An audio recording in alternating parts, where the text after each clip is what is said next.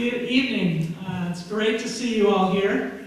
I'm Dr. Kate O'Neill. I'm the director of UNM-Taos, and along with my colleague Mike Adler from SMU, we're thrilled to welcome you here to this next in the series of the SMU UNM-Taos lecture series. Tonight we have two of our local favorites, two photographers who will share with you the vision of their work and their lives. And I'd like to start by introducing Lenny Foster. Many of you know Lenny. His career as a photographer began in 1993 after a trip to the Southwest, when he traveled the back roads of northern New Mexico in search of sacred moments. The stunning images he created in those early years were the beginning of the body of work that today continues to bring him great acclaim. Lenny Foster was recognized as a Taos Living Master by the Taos Fall Arts Committee in 2007. For the last 12 years, Lenny has had the good fortune to own and operate Living Light Photography Gallery on Liebert Street next to the Harwood Museum, while continuing to travel and develop new work.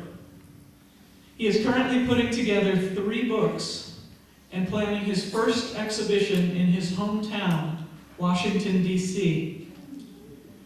Speaking of his photography, Lenny has said, "My belief is that as I mature as a spiritual being and an artist, the work will also develop, and to a greater degree become a creative vehicle for transcending challenging times and for celebrating the beauty, grace, and power of spirit." Thank you, Lenny, for those beautiful words. And I want to also introduce to you Joseph Ciaglia. Joe is a landscape photographer and a faculty member at UNM-Taos. Originally from the East Coast, he became interested in photography while an undergraduate at Reed College in Portland, Oregon. While there, he won a grant to spend a year studying photography at MIT with Minor White. After graduating with an art degree, he went on to graduate studies at the Rhode Island School of Design with Harry Callahan and Aaron Ziskind. In 1976, he began teaching photography in Philadelphia at Drexel University, and in 1978, he opened a corporate and advertising photography studio in Philadelphia. In 1998, Joe moved to Dixon, New Mexico, and discovered that New Mexico really was the land of enchantment for landscape photographers. The following year, he began teaching digital photography at UNM-Taos and is still teaching with us. In 2003, he received the title Acclaimed Artist from the New Mexico Art in Public Places program for his series of panoramic landscape photos and began exhibiting his work in Taos. He has also written 2 editions of Introduction to Digital Photography and is planning a new multimedia program about digital photography for the Apple iPad. Meanwhile, he continues to explore the earth and sky of the land of enchantment. So with that, I want to also thank the coordinators of this series. I want to thank Ana Pacheco, Enrico, Kathleen Canoth, Pam Brody, and Nancy Jenkins, and everyone who is helping to put this series on. And I'd like to invite you to give a big round of applause for Lenny Foster.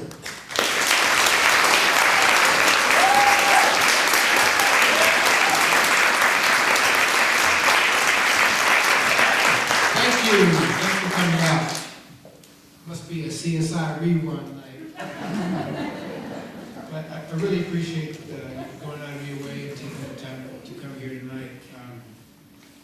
I've spent several days over at the Living Center in the last few weeks visiting a couple of folks, and especially one great artist, Ted Agri, who's 97, and he's in hospice. And Ted is a true artist, even to the end. I took a couple of large pieces over to his room, and put one on the shelf and one, I think, on top of the little mini fridge. And he made this noise. he doesn't speak much, but he made this noise like, too close! They were too close together for him. And it's pretty humbling to be in the presence of an artist who's been creating work for 70 years.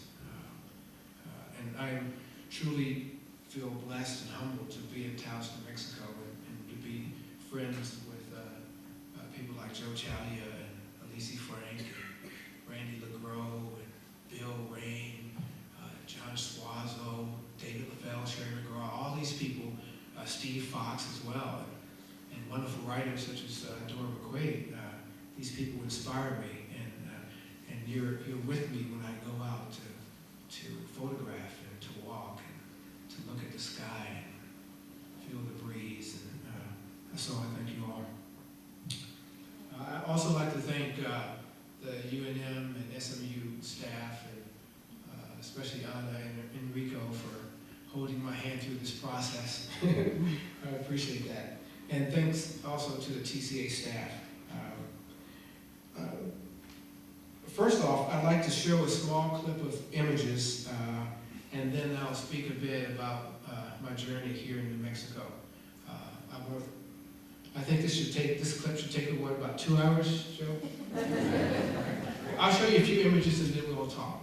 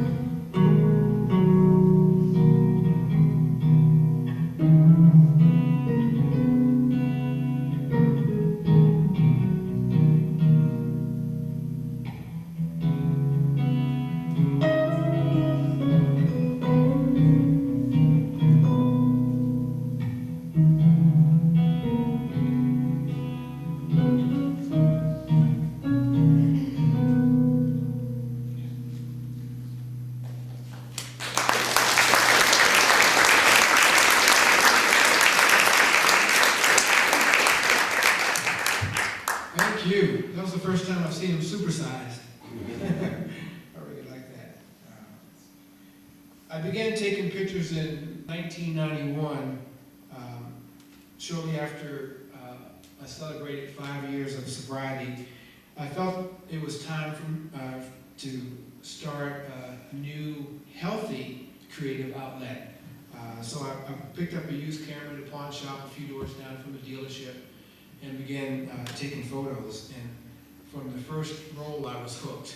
And I spent my 1 day off a week traveling to, I was in Northern Virginia, in the DC area, and I would go to Great Falls, Virginia. I would hike and take pictures of Great Falls, Virginia, Great Falls, Maryland. I really love the National Arboretum.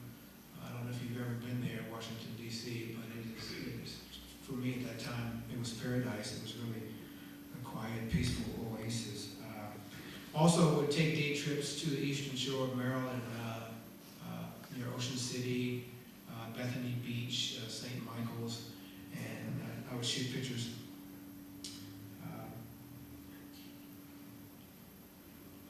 The early process of shooting, I think I first got inspired to take pictures from taking a digital, well, it wasn't a digital, but a video, shooting video course at Montgomery Community College. And I really enjoyed that process. And I believe it was about a year later that I picked up the camera and started playing with that. One of the experiences I had that really first inspired me was going to the Baltimore Museum of Art, and I saw a Monet show, and it was my first encounter really with masterful works. And I remember after looking at the show, I went out to the garden and just cried, and I couldn't figure out why, but something happened. You know that I'm sure many of you have had that magic moment when your life turned and you were awakened to a new way of seeing, a new way of being, and I think that was certainly one of my moments. My first experience in the Southwest came in 1993. I came out with a good friend of mine, India Blanding. She wanted to start a therapeutic horse riding center in Taos, and she wanted some company along on the trip. So we went to Sedona, the Grand Canyon, Monument Valley, and then to Taos for a few days. The pictures I created during that trip became my first body of work. That was really exciting. I think I probably had about 6 I really liked out of the 200 or so I took. But they were also the first images that I sold. I thought, this might lead to something.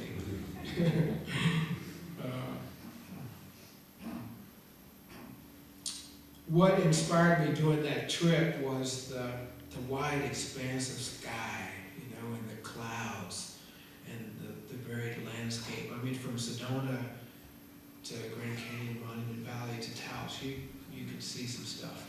And I was really moved by that. And also, I was enchanted by the light. I had never experienced light like we have here in the Southwest. Light in DC is pretty flat, and for several months it's pretty gray.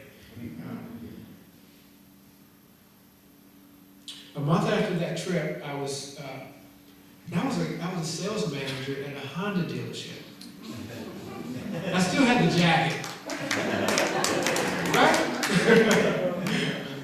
It was a different life for sure. Different hair too.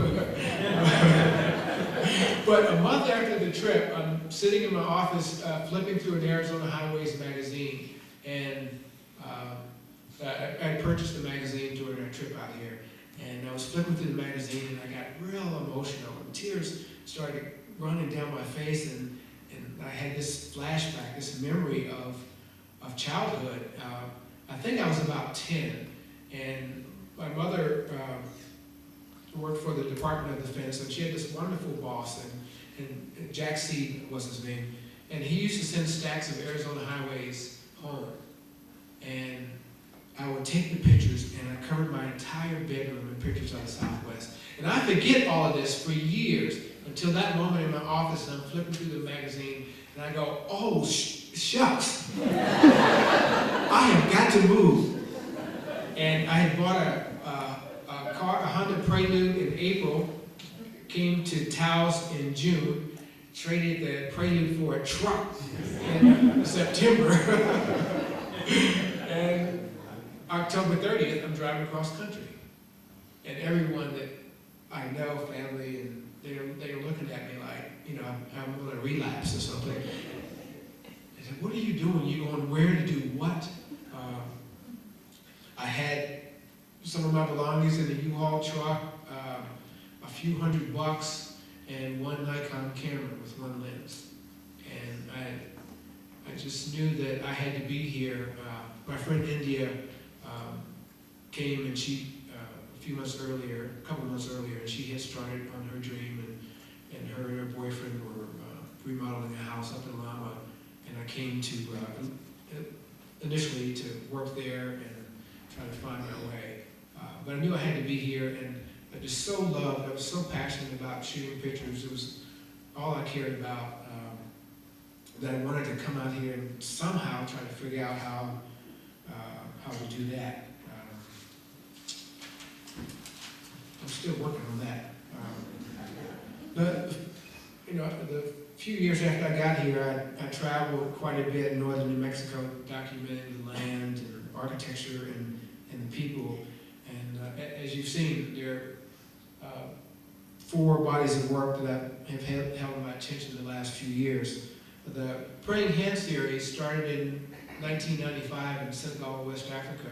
I was there doing a week-long healing ceremony, and after coming back to the States, I realized I had 6 images of praying hands, and I was really inspired by those. And the following years, I have been invited and privy to many different ceremonies, and from bar mitzvahs to 100th birthday masses to wedding ceremonies, and I've created these images, and by doing so,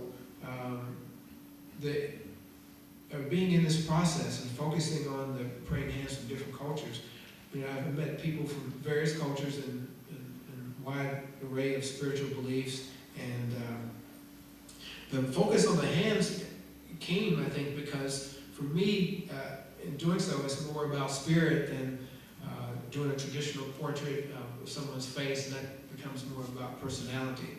So I'm certainly, I think now I have about 65 really wonderful images in that collection, and I hope that to be the first book. The second body of work is The Dreamtime of Horses, a really fun collaboration with acclaimed poet Dora McQuaid, which began 4 years ago. And I love going out and shooting the horses, and they always have a calming effect on me. No matter my state of mind when I go out, I'm usually different. I feel different mentally and emotionally when I come back from those sessions. And it's uncanny how most will just give themselves up for a few minutes so I can get the right composition. Dora and I have been together on a few of these occasions, and she's kind of witnessed how that happens. It's really a beautiful thing. And I do have my favorite horses. I do play favorites.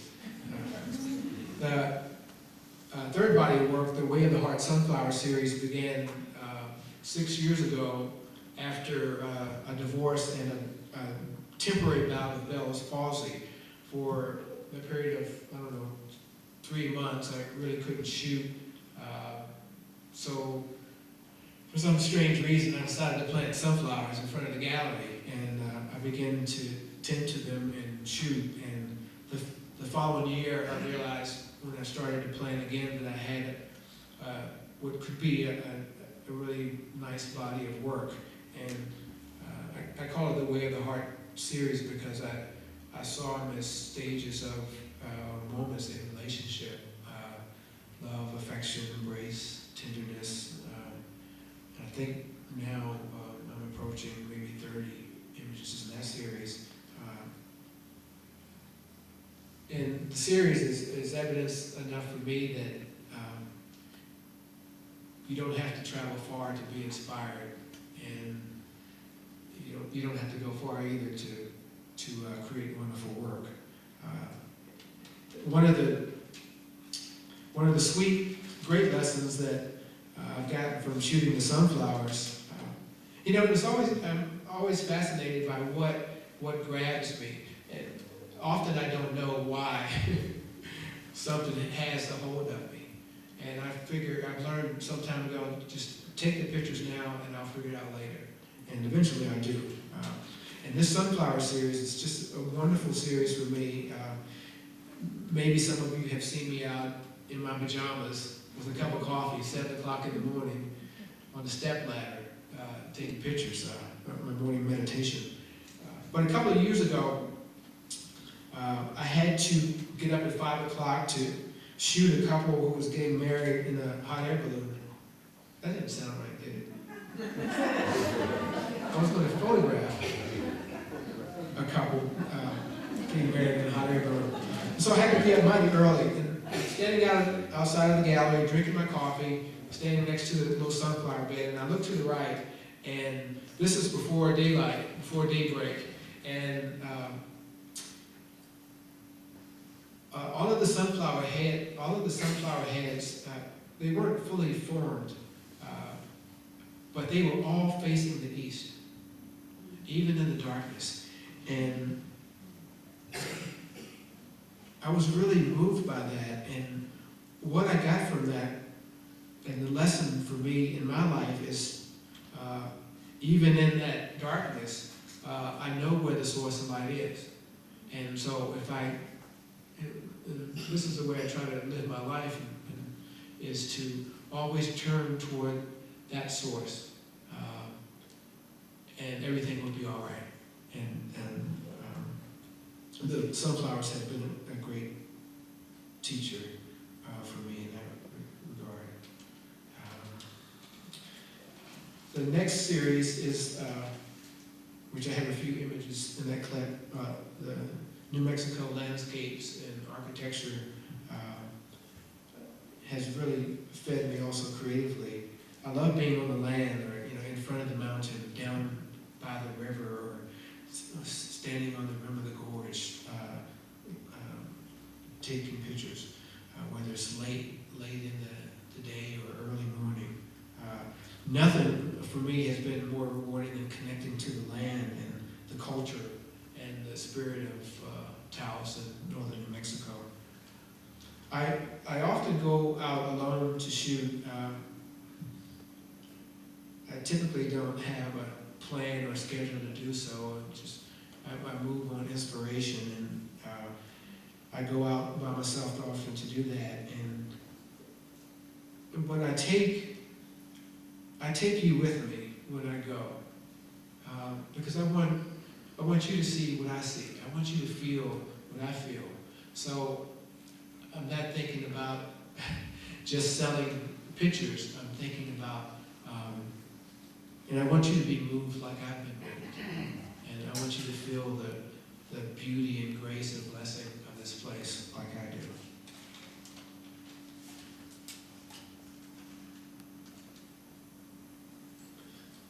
My journey here in the last 17 years in Taos, which I never thought would happen. I thought I'd give Taos a good year or two, and they say, well, the mountain will keep you if you're meant to be here. It's also hard to get out of town if you're broke. I'm out of here, I'm leaving, okay. Next week they go, well, I didn't quite have enough money. Maybe in the spring. And every time I threaten to leave, some wonderful thing has happened to keep me here, and I'm so grateful for that. My journey and being here in Taos and growing older and maturing as an artist, a photographer, has been just filled with grace. When I arrived here, I I had no designs on doing what I'm doing now, and having the a gallery space for 12 years is just it's a lot of miracle. God bless you, Gus Foster, because it's not easy. But I love what I do, and I work hard at it. And I'm very excited about where I am in my creative life, and also very curious about what's in store. The next 4 images, the last 4 images, I'll show you my freshest work. Like 3 of these pieces have never been seen. Maybe some indication as to the direction I'm headed, and we'll see. Thank you so much for coming out. I appreciate you.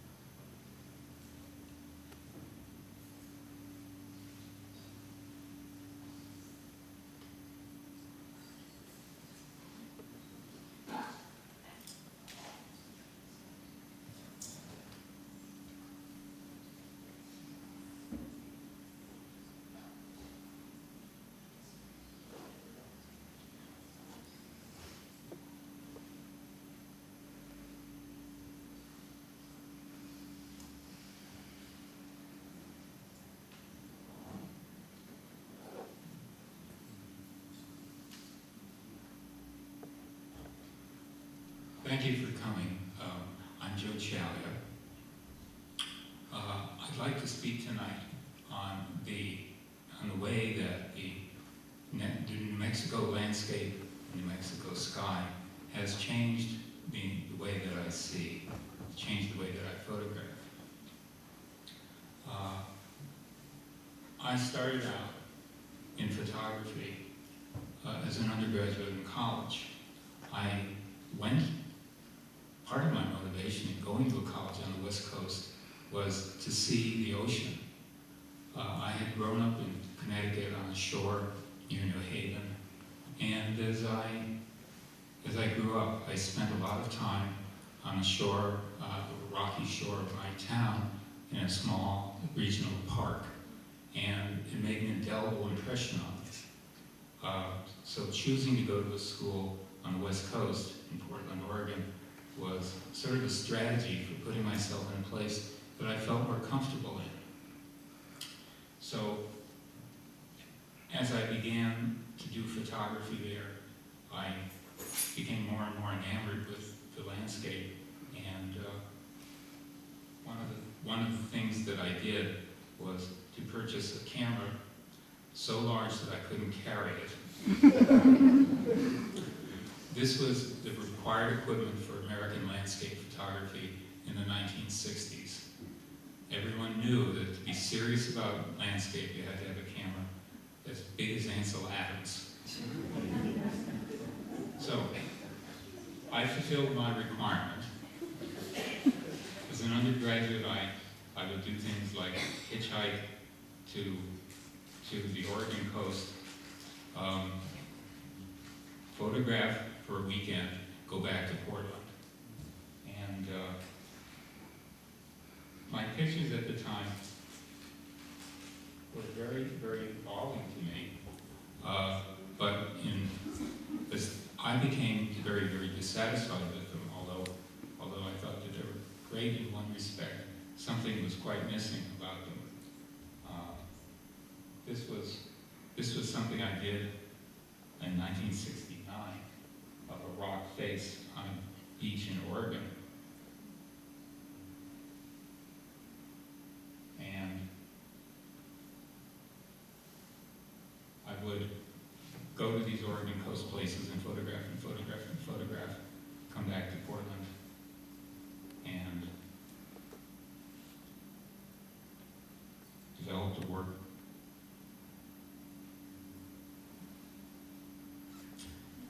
And at the same time, I was very dissatisfied. I was quite pleased with myself and knew that I wanted to be a photographer. One of these contradictions that are very, very hard to overcome. Self-criticism and absolute joy in a medium. Strange mixture, but I managed to do it. I don't know how. Time went by, and I continued doing the same sort of work. I'm not going to show very much of it. And I eventually opened a photographic business in Philadelphia and became an exiled landscape photographer. The West Coast was a place that I visited rarely. Then, through some interesting circumstances, I wrote a software program called Mac Photography Workshop in the late 1980s. It was a bit of educational software. I had been teaching photography at Drexel University before I became a commercial photographer.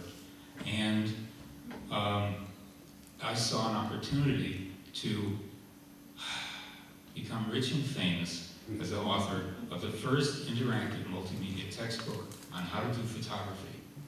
And it actually worked out in one regard. I became a cult figure in software writing.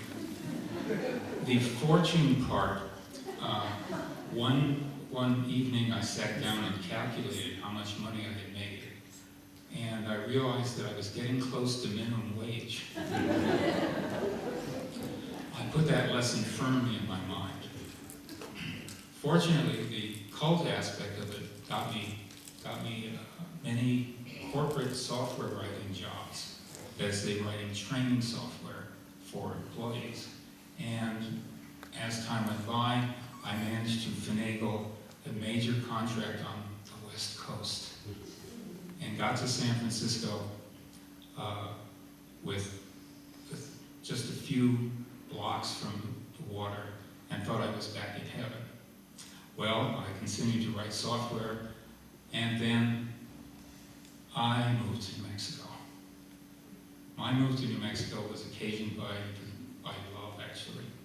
I wanted to be with my sweetheart, And so I traded in God awful too much money for New Mexico. It was quite an awakening experience, but as soon as I got here, as soon as I got to New Mexico, I discovered that I couldn't put my camera down. I was no longer had long quit using the monstrous kind of camera and had gone to using a very small camera, 35 millimeter. And I found I simply could not photograph New Mexico with an ordinary camera. The thing that I found so enthralling photographically about New Mexico was the immensity of the sky.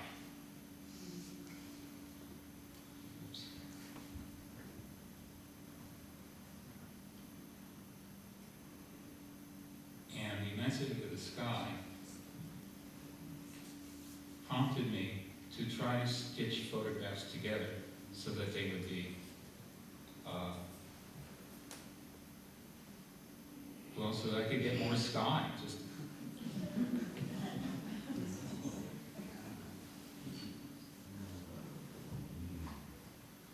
here is more sky. I'm not going to make a technical fetish out of what I was doing, but this picture was made by combining 5 separate photographs from side to side.